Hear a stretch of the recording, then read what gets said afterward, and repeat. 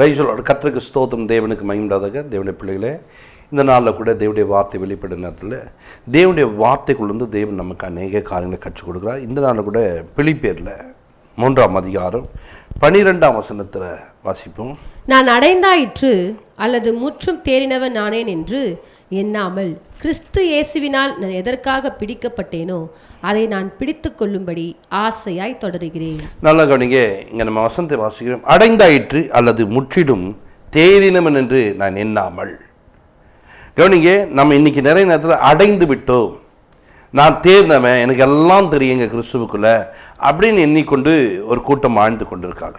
இன்றைக்கு நீங்கள் அப்படியாப்பட்ட எண்ணம் உள்ளவர்களாக இருந்தால் உங்களை மாற்றிக்கொள்ளுங்கள். வசனம் சொல்லுது, நான் அடைந்தாயிற்று. இல்லைங்க, நான் அடைய வேண்டியது இன்னும் இருக்குது, நான் அடைய வேண்டியது இன்னும் இருக்குது, நான் அடையக்கூடியது இன்னும் இருக்கிறது. நான் தேவனுடைய பிள்ளையாக இருக்கிற நான் அதை அடைய வேண்டும். எதை அடைய வேண்டும்? பரலோக தேவனை, பரலோக தேவனுடைய காரியங்களை நான் அறிந்து கொள்ள வேண்டும். கவனிங்க, இங்கே இருக்கிற இந்தியாவில் பார்த்தீங்கன்னா ஒரு அமெரிக்காவில் வாழக்கூடியவர் இங்கே இருந்தாங்கன்னா அமெரிக்காவில் என்ன நடக்குதோ அதை இங்கே சொல்லுவாங்க. ஏன்னா அவங்க இங்கே தான் இருந்தாலும் அவர் எதை நோக்கி இருக்குன்னு சொன்னால் அவங்க நாட்டை குறித்து, அவங்களுடைய காரியம் குறித்து இப்போ என்ன நடக்குதோ அதை சொல்லி கொண்டிருப்பார். ஆனால் நாம் இந்த பூமியிலே வாழுகிறோம், நான் பரலோக ராஜ்யத்துக்குரியவன், அந்த ராஜ்யத்துக்குரிய காரியங்களை நான் இன்னும் அறியாதவனாய் இருக்கிறேன். இந்த எண்ணம் உள்ளவர்களாய் உங்களை மாற்றிக்கொள்ள வேண்டும். ஏன்னா பரலோக ராஜ்யத்துக்குரியதை நான் தெரிந்து கொள்ளணுமே, அப்புறம் எப்படி இதை தெரிஞ்சு கொண்டால் தான் நீங்கள் அடைந்தவர்களாய் மாற முடியும். அப்போ தேவ பிள்ளைகள், நான் அடைந்தாயிற்று இல்லை, முற்றிலும் தேறினவன் என்று இல்லை, நான் ஒன்று மட்டும் தான் தெரிஞ்சுக்கிறேன். நான் எதற்காக பிடிக்கப்பட்டேனோ அதற்காக நான் என்ன பண்ணுறேன்? ஆசையாய் தொடர்ந்து ஓடுகிறேன். உங்கள் ஓட்டம் அப்படி ஓட வேண்டும். 13ஆம் வசனத்தை வாசிக்கும், என் சகோதரரே அதை பிடித்துக் கொண்டேன் என்று நான் எண்ணுகிறதில்லை, ஒன்று செய்கிறேன், பின்னானவைகளை மறந்து முன்னானவைகளை நாடி. ஒன்று செய்கிறேன், பின்னானவைகளை நான் மறக்கிறேன். நேற்று தினத்தில் எனக்கு ஒரு தோல்வி, நான் அதை அடைய முடியவில்லை, அதை நான் பிடிக்க முடியவில்லை, அதையே நான் பெற்றுக்கொள்ள முடியவில்லை என்பது இருந்தா இன்னைக்கு என்ன பண்ணுங்க? அதை மறந்துடுங்க.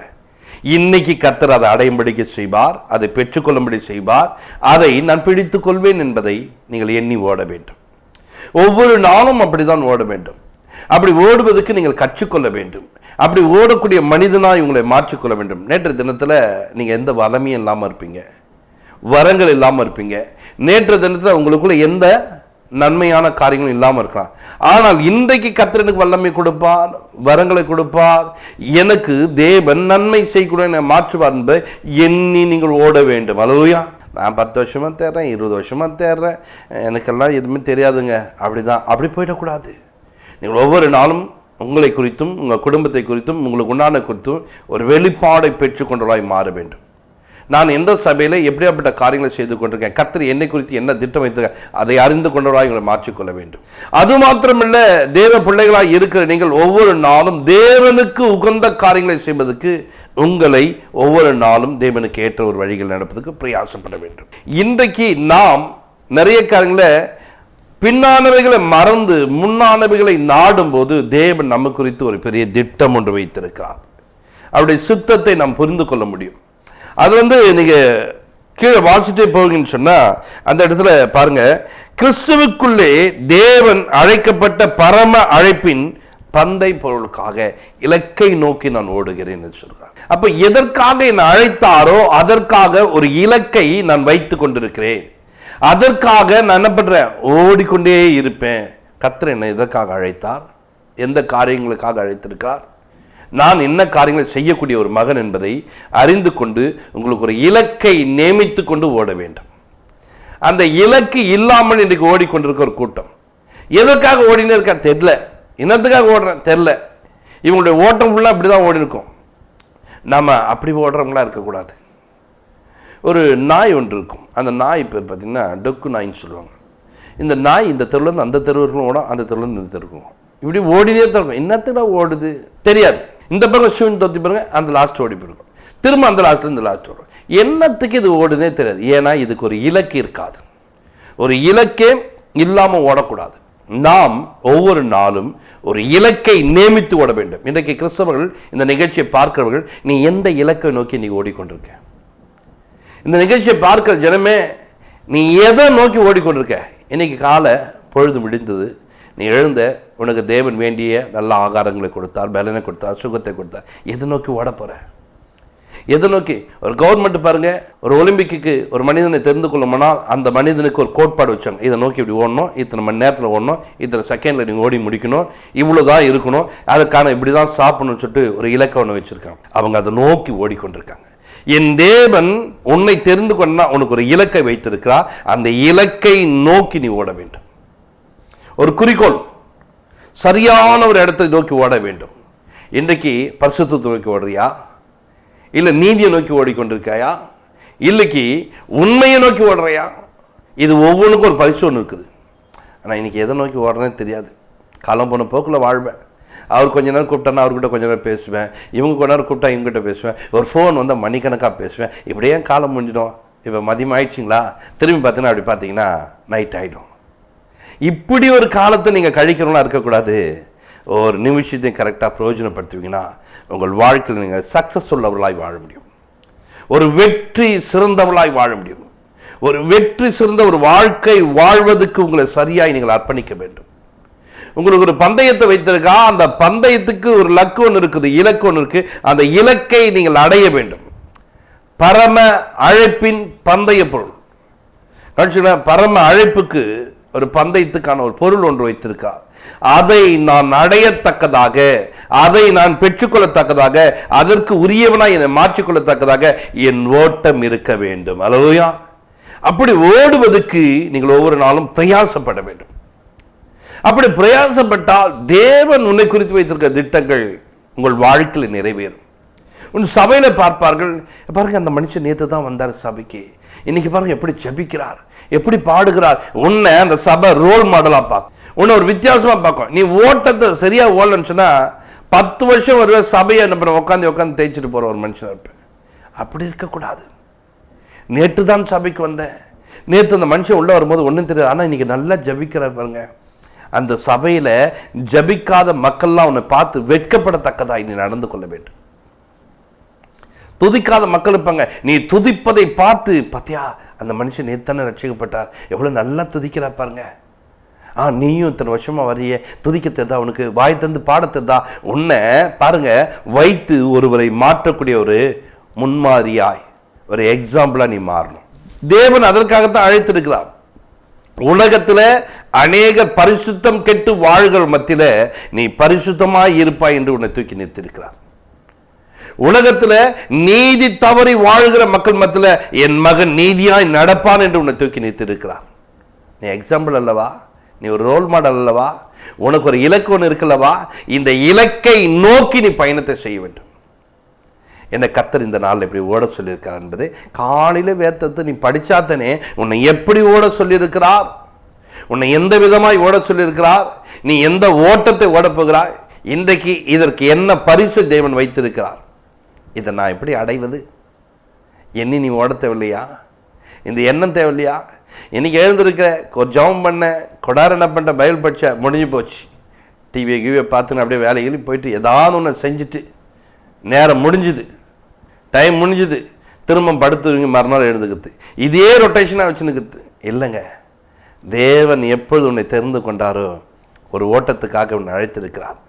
அந்த ஓட்டத்தை சரியாய் ஓட கற்றுக்கொள்ள வேண்டும். கிறிஸ்து இயேசு என்னை எதற்காக பிடித்திருக்கிறார், எதற்காக என்னை பிடித்து வைத்திருக்கிறார்?